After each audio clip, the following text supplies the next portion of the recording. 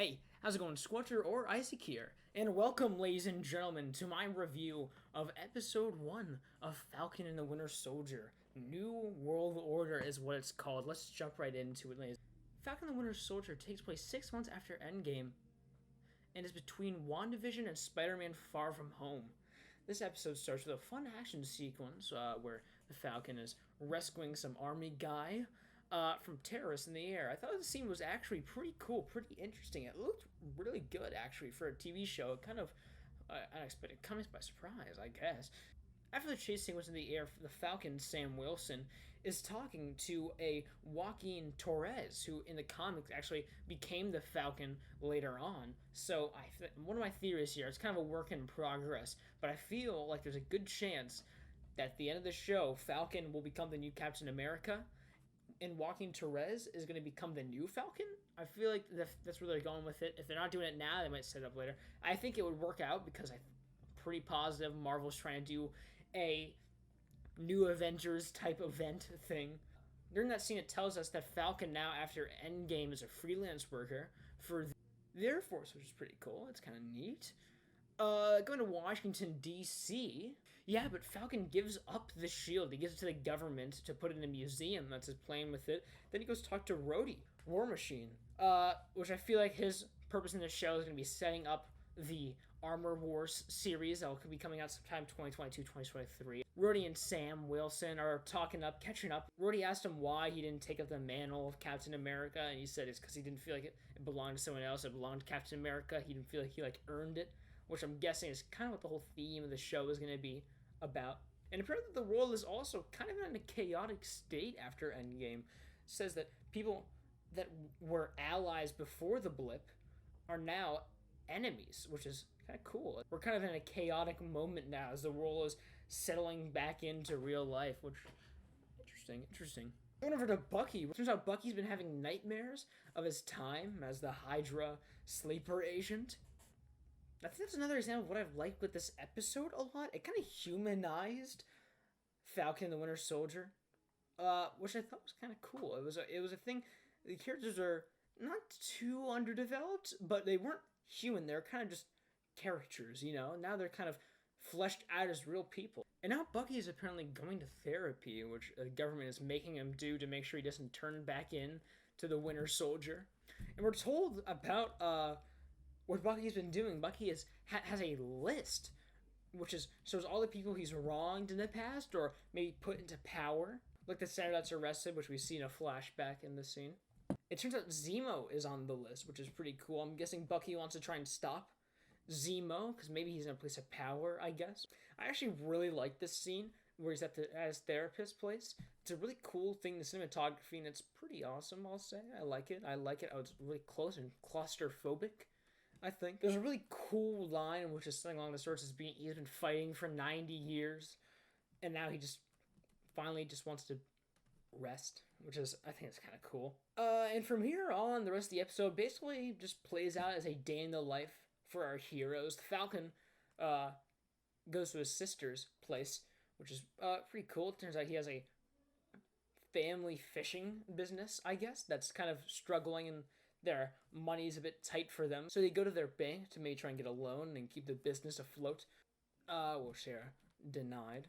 Kind of sucky. Something pretty cool is actually revealed in this. It's not a big thing, but it's something a bit interesting. The bank dude, I don't know who he was, but he asks Falcon if the Avengers were paid for their work, and he says no, they weren't. I think he said they were crowdsourced partially. If people donated, I think, something like that. I know that Tony Stark paid for their tech and stuff. I think he said that in Avengers he pays for all this stuff. And of course he paid for the Avengers campus, so most of them just lived on the Avengers campus. But it's kind of weird now to think, without any of that stuff, that they're kind of just chilling, doing like a 9-to-5 job or something, I guess. You'd think that they would be completely set for life after saving the universe, but oh well. Yeah, Falcon's side of it's a bit gloomy, not too happy, but on Bucky's side, he spends time for most of the episode with this old man, which was shown in the flashback that he killed the old man's son, and now he's trying to, help him, be nice to him, to cross his name off the list, all of that. But he also goes on a date. Kind of a fun little date. He walked out at the end, which is kind of weird. But yeah, he went on a date with this girl and they played Battleship. It was just fun. Just cheery. Just peachy. Towards the end of the episode after that date night, we're introduced to the baddies of the season, I guess, or the series. I don't know how long this is going on for, if it's one season thing. But we're shown the Flag Smashers. They're self-called. They named themselves. The Flag Smashers think that the world was better during the blip. So that would be in between after Thanos snapped, and then before Hulk came in and snapped again and brought everyone back. They think that that was better. That it was a period where there's no borders and everyone is unified, and that's their goal. Their goal is to unify everyone without borders. So there are no countries, it sounds like. That's what their goal is. They kind of just want everything to be Earth. Which, kind of a cool concept. Have a lot of potential. I don't really know. I don't really care too much about it. We'll see. We'll see what they do with it moving on. Oh yeah, one of the Flag Smashers actually has superhuman powers. They maybe got the superhuman formula from Captain America Civil War. It was shown that make him super strong. So maybe that's what that was. Maybe one of them took that the liquid thing or whatever, and now they're strong. Or maybe mutants. Probably not, but maybe. Who knows? And at the very end, it shows Sam watching TV, and the government, those son of bitches, they showcase their new Captain America, where he's holding the shield that Falcon gave away to him. Let me say, that guy, by the way, he has an insanely punchable face, the new Captain America.